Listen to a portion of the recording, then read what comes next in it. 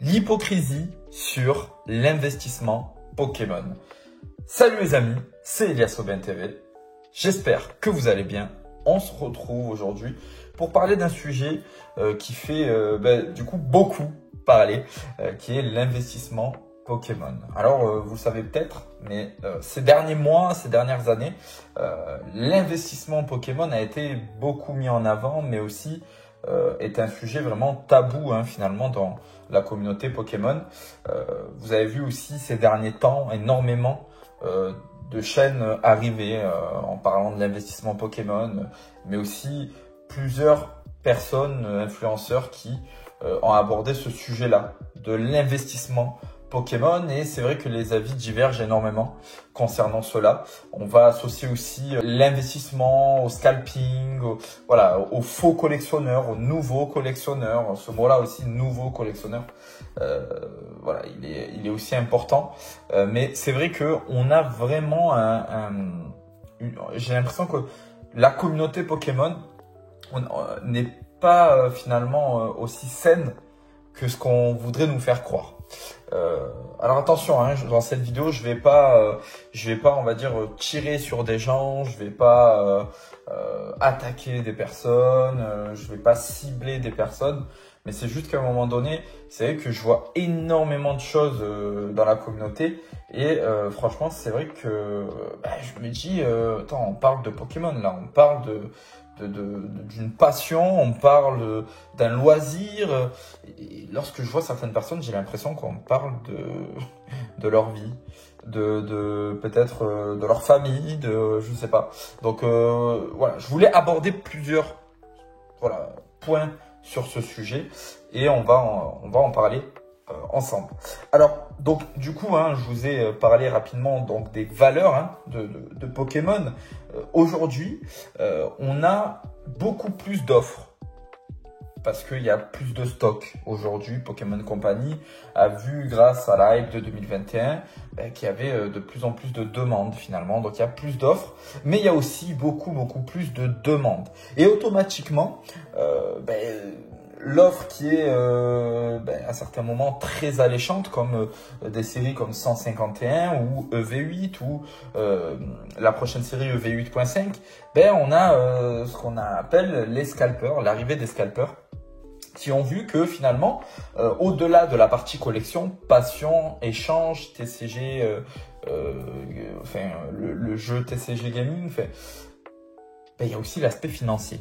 Et pourquoi il y a cet aspect financier-là? Parce que finalement, on a remarqué qu'il y avait des personnes qui ne trouvaient pas forcément les produits en magasin ou qui arrivaient trop tard sur le marché et du coup acceptaient d'acheter des produits 2-3 fois plus chers que le prix en magasin. Et donc, les personnes en question, donc les scalpers, ont vu dans ces actions-là une opportunité de se faire de l'argent. Et donc, automatiquement, qu'est-ce qu'ils font? Ils vont vider les magasins pour revendre le produit 2 fois plus cher le soir même. Donc ça, c'est du scalping, d'accord? À ne pas confondre avec les collectionneurs investisseurs. Voilà, on va les appeler comme ça, les collectionneurs investisseurs. Donc, concrètement, les collectionneurs investisseurs, si vous voulez, sont des collectionneurs finalement qui essaient d'autofinancer leur collection, et pour cela, ils vont pratiquer des choses un peu du style on va acheter 2 ETB au lieu d'une, ou 3 ETB par exemple, une pour ouvrir, une pour garder scellée et une pour de l'investissement, c'est-à-dire que je revendrai peut-être dans 3, 4, 5, 6 mois ou un an. Donc voilà un petit peu le style de collectionneur qu'il peut avoir. Et c'est vrai que, alors moi je parle de 3 ETB, mais c'est vrai qu'il y en a qui vont, en fonction de leurs moyens finalement, investir dans beaucoup plus d'items que ça. On va aussi parler de case carrément pour certains. Donc c'est vrai qu'aujourd'hui, cette pratique-là est mal vue. Beaucoup disent oui, mais il a des cases chez lui, c'est un scalper. Alors non, pas forcément, parce que déjà, il faut faire le distinguo entre les scalpers et les investisseurs, les collectionneurs, ceux qui veulent autofinancer finalement leur collection. Parce que ceux qui veulent autofinancer leur collection, ben oui, ils vont acheter beaucoup de stocks. Et ils vont les garder, ils vont pas les vendre directement. Et lorsqu'ils vont les vendre, ben ça va leur servir finalement à financer encore leur collection, à pouvoir s'acheter d'autres items. Ils vont pas forcément que vendre, ils vont aussi trade ce qu'ils avaient de côté, donc sur quoi ils ont investi. Ils vont le trade contre d'autres items pour leur collection personnelle. Donc finalement, il y a quand même une différence avec les scalpers qui, eux, ne cherchent que l'argent. C'est-à-dire qu'ils n'ont pas de collection Pokémon, ils n'en ont rien à foutre de Pokémon. Eux, ce qu'ils veulent, c'est faire de l'oseille. Et pour faire de l'oseille, finalement, ils se sont dit, écoute, on va aller choper des séries comme V8, comme V8.5, comme 151, comme Évolution Céleste, etc., etc., où en fait, on va acheter et on va revendre plus cher directement, en fait, très rapidement. Donc, déjà, voilà, il faut vraiment dissocier les collectionneurs qui autofinancent leur collection aux investisseurs. Moi, j'ai quand même un souci avec cette mentalité où beaucoup disent oui, l'investissement, ça n'existe pas dans Pokémon, on ne peut pas investir, etc. Faut arrêter. Faut arrêter de parler comme ça parce qu'en fait, à un moment donné, vous faites croire des choses à des personnes qui vous suivent, qui vous regardent, où finalement on leur dit non, il faut pas investir, ça sert à rien d'investir. Mais aujourd'hui, concrètement, si on regarde aujourd'hui le marché, Pokémon ça coûte cher, ça coûte très très cher. Et aujourd'hui, j'imagine qu'il y a personne qui a un budget illimité. Et il y a énormément de choses dans la vie qui sont encore plus importantes que Pokémon, hein, les factures, manger, nos loyers, enfin voilà, il y a quand même beaucoup de choses. Ceux qui ont des enfants, aussi subvenir aux besoins de leurs enfants. Donc il y a des choses qui sont quand même plus importantes finalement que Pokémon. Et c'est vrai que si on arrive à trouver un équilibre où on arrive à autofinancer notre collection en faisant ce genre de petites actions-là, ou en achetant un ou deux items en plus à chaque fois pour pouvoir les revendre plus tard pour financer d'autres projets autour de Pokémon. Pourquoi pas? Pourquoi pas? Aujourd'hui, je vais répondre à plusieurs questions qu'on m'a posées et encore une fois, ce n'est que mon avis. Mais un avis qui a été construit sur quand même pas mal d'expérience. Alors attention, j'ai pas 20 ans d'expérience dans le Pokémon Game, mais en tout cas avec l'expérience que j'ai, la modeste expérience que j'ai, je vais pouvoir répondre à certaines questions. Alors la première qu'on me pose souvent, c'est est-ce que toutes les alternatives prendront de la valeur? En fait, ça va dépendre. Ça va dépendre des quantités sur le marché, tout simplement. Encore une fois, ne vous attendez pas à des réponses où je vais vous dire oui ou non. Je vais toujours essayer d'argumenter finalement au niveau des réponses. Et là, en l'occurrence, ça va vraiment dépendre finalement des quantités qu'on va avoir sur le marché. Ça va vraiment dépendre aussi de la série, de la carte, du Pokémon présent sur la carte. Donc, est-ce que les alternatives augmenteront? Encore une fois, ça, on n'a pas la réponse. Voilà, on n'a pas la réponse. Il y a des gens qui vont vous dire oui, ça prend de la valeur, non, ça ne prendra pas de valeur. Mais finalement, sur quoi ils se basent? Sur quoi ils vont clairement se baser? Parce que finalement, ce qu'on a vu, c'est que certaines oui, d'autres non.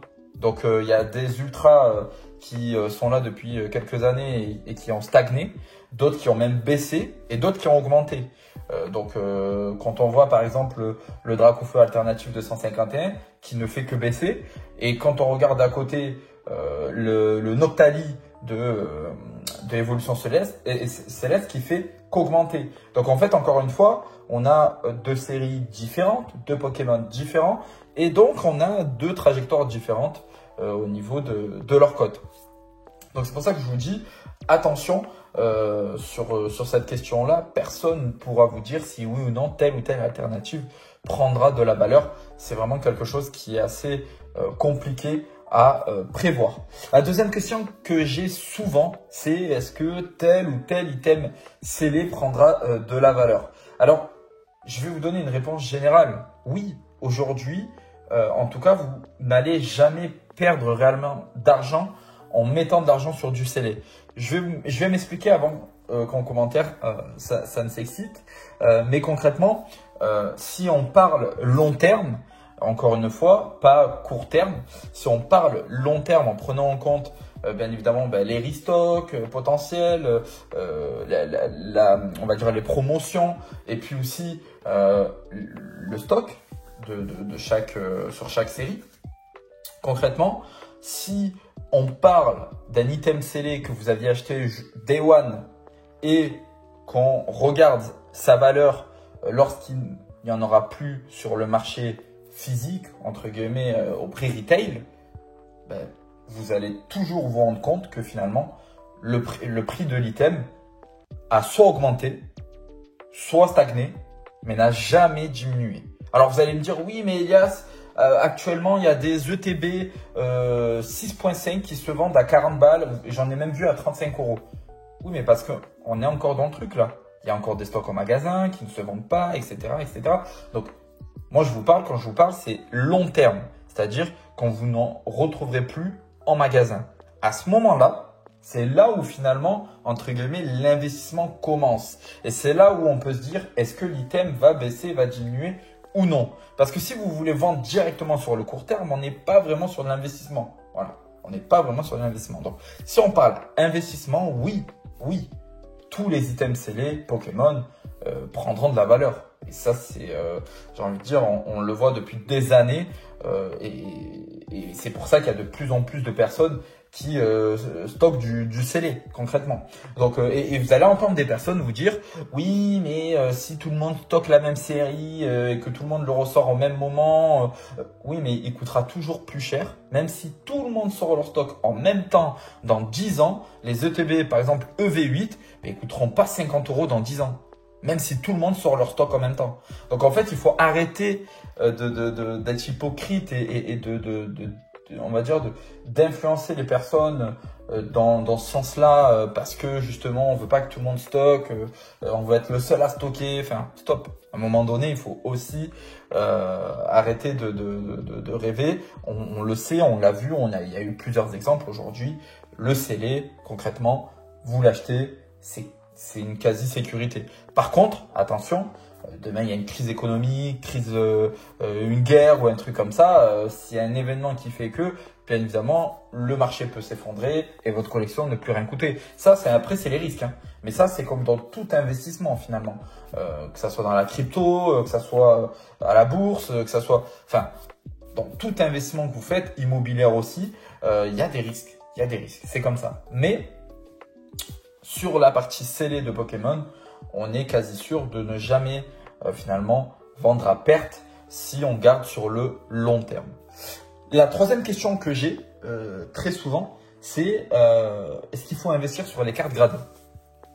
Alors, c'est une question pareil qui est assez vague et générale finalement. Mais concrètement, pour moi en tout cas, les cartes gradées, c'est un gage aujourd'hui avec de plus en plus de fausses cartes qui pop sur le marché. C'est un gage finalement de qualité et de garantie sur le fait que la carte est authentique et surtout est une vraie carte. Maintenant, attention. Oui, c'est aussi un gage on va dire de pouvoir avoir un surplus financier. Plus la note est haute, plus la carte coûte cher. Par contre, il faut bien choisir sa société de gradation. On l'a vu ces dernières années, ces derniers mois, on a vu des sociétés de gradation fermées. Oui, fermées. On en a vu d'autres où finalement, il s'est passé des choses qui ont fait que leur réputation s'est ternie énormément. Donc ça aussi, c'est des choses à prendre en compte parce qu'aujourd'hui, vous allez prendre, sans citer de nom, une société de gradation. Vous allez grader chez eux, votre carte coûtera une certaine valeur. Et demain, la société de gradation ferme pour X raison. Votre carte, finalement, ça devient une carte en loose. Voilà, concrètement, ça devient une carte en loose. La valeur ne sera plus la même. Ou si demain vous gradez dans une société de gradation et là gros scandale dans la société de gradation. Enfin voilà, finalement leur image est merdique, c'est fini, c'est terminé, ils se sont fait tuer.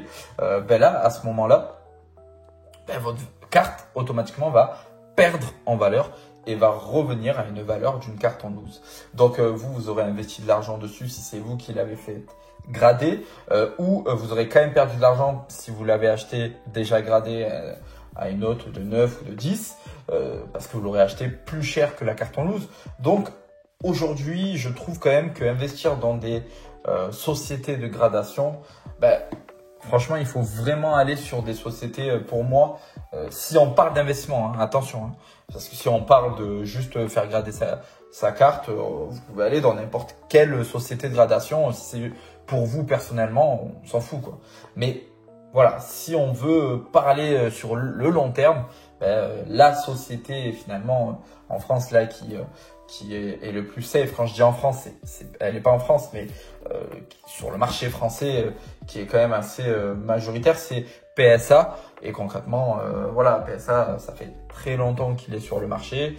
Et du coup, voilà, je pense que ça serait un gage de sûreté pour l'avenir en termes d'investissement, entre guillemets. Pour terminer, la dernière question, c'est est-ce qu'il faut s'intéresser uniquement aux séries qui sont hype pour se concentrer sur de l'investissement? Moi, cette question, en fait, je réponds toujours à la même chose. Avant de, encore une fois, investir sans connaître le marché, sans connaître le milieu, sans connaître finalement Pokémon, c'est compliqué, c'est très compliqué. Pourquoi? Parce que en fait, au-delà de l'investissement, le fait d'exposer chez soi les items qui te font kiffer finalement, ou les séries qui te font kiffer, c'est aussi ça l'essence même de Pokémon, de pouvoir exposer, que ce soit les cartes ou les items scellés. C'est ce qui fait kiffer. Et si tu peux ajouter à ça un peu d'investissement, oui, ok, ça peut être cool. Et puis si tu arrives à autofinancer ta collection, c'est encore mieux. Mais c'est vrai que est-ce qu'il faut s'intéresser aux séries hype uniquement? Pas forcément. Moi, par exemple, je m'intéresse beaucoup à Pokémon Go. J'ai pas mal de sellers en Pokémon Go. C'est pas forcément parce que je me dis que ça va coter un jour. Mais je sais que ça va coter un jour, dans tous les cas. Parce que on l'a vu avec des séries qui ne sont pas du tout hype, qui n'étaient pas du tout hype par le passé. Alors attention, encore une fois, on va vous dire oui, mais il y avait moins de stock avant qu'aujourd'hui. C'est vrai, c'est vrai. Mais quand même, moi quand je vois par exemple Astre Radieux, où on a quand même énormément de stock et on en a encore eu du restock des années après là dessus en tripack, etc. Mais quand je vois que la série elle augmente, honnêtement je me dis waouh. À l'époque, elle était tellement boudée. Là, je me dis, en fait, c'est juste que les gens, ils voient cette série comme une série vintage maintenant. Donc, ils achètent. Je me dis que des séries comme Pokémon Go, par exemple, ça va être pareil. Ça va être pareil parce que les gens, à un moment donné, ils vont se dire, ouais, mais la série, ça fait 3 ans qu'elle est sortie. Donc, si t'en trouves, faut sauter sur l'occasion, tu vois. Et les prix, automatiquement, vont augmenter. Ils vont augmenter moins vite qu'une série comme Star Étincelante ou Évolution Céleste. Mais ça va augmenter quand même. Donc c'est pour ça que je vous dis non, pas forcément. Il faut pas forcément se dire non, je n'investis que sur des séries qui vont exploser. Voilà. Après, ça va vraiment dépendre de vos projets, de ce que vous voulez faire. Mais moi, par exemple, je sais que j'achète mes items en fonction de ce que j'aime finalement. Comme séries, comme Pokémon, qui sont sur les items, etc.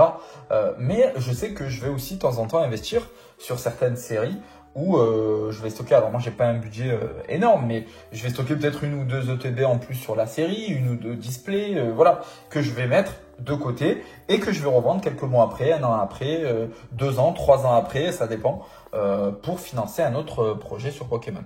Donc voilà un petit peu finalement mon avis concernant l'investissement Pokémon. Aujourd'hui, c'est vrai qu'on vous parle beaucoup de ça et qu'on vous dit toujours, voilà, vous pouvez faire énormément d'argent sur Pokémon. Alors oui, il y en a qui l'ont fait, il y en a qui ont eu, il y en a qui ont réussi à avoir énormément d'argent avec Pokémon grâce à un premier investissement de leur part personnel et qu'aujourd'hui finalement ils ont financé énormément de choses uniquement avec leurs bénéfices finalement.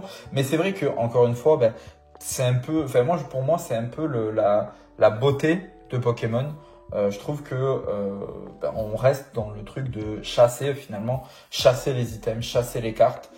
C'est comme ça. Après, en fait, à un moment donné, ça fait partie de la collection Pokémon. Aujourd'hui, je trouve que l'investissement fait partie de la collection Pokémon. À l'époque, ce n'était pas le cas.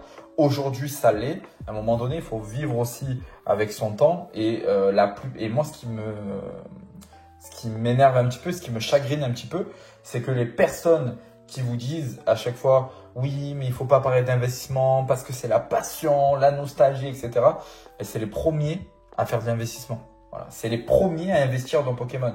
Donc, en fait, c'est pour ça que je vous dis, à un moment donné, faites en fait ce qui vous plaît. Voilà. Collectionnez de la façon dont vous avez envie de collectionner. Voilà. Tout simplement. Collectionnez de la façon avec laquelle vous avez envie de collectionner. Vous n'avez pas besoin finalement d'attendre Pierre, Paul ou Jacques pour vous dire il faut collectionner de telle ou de telle façon. Vous voulez acheter 10 displays, en garder une pour vous, en ouvrir une ou deux et vendre le reste pour financer un autre item que vous voulez tant, ben faites-le. Faites-le, il n'y a personne qui vous dira quoi que ce soit. Voilà. Faites-le. Donc voilà, c'était pas une vidéo coup de gueule, mais c'était quand même une vidéo où j'avais besoin de parler, de donner mon avis concernant tout ça, parce que c'est vrai que l'investissement, c'est pas forcément un sujet que j'aborde toujours, mais c'est vrai que j'ai énormément de questions à ce sujet-là, et voilà, ça me tenait à cœur d'y répondre une bonne fois pour toutes en vidéo. Donc j'espère en tout cas que c'était pas trop long, que ça vous a intéressé. N'hésitez pas à me poser des questions en commentaire. Voilà, s'il y a des choses avec lesquelles vous êtes d'accord ou pas d'accord sur la vidéo, je suis toujours ouvert à la discussion et au débat. Voilà, donc n'hésitez pas. Merci en tout cas d'être resté jusqu'à la fin de la vidéo. N'hésitez pas à nous rejoindre sur Discord, on est plus de 600. Hein. Franchement, c'est un truc de dingue. N'hésitez pas aussi à vous abonner, à liker, à partager, à me laisser un petit commentaire. Et puis moi, je vous dis à bientôt pour une toute nouvelle vidéo. C'était Elias OBN TV. Ciao, ciao.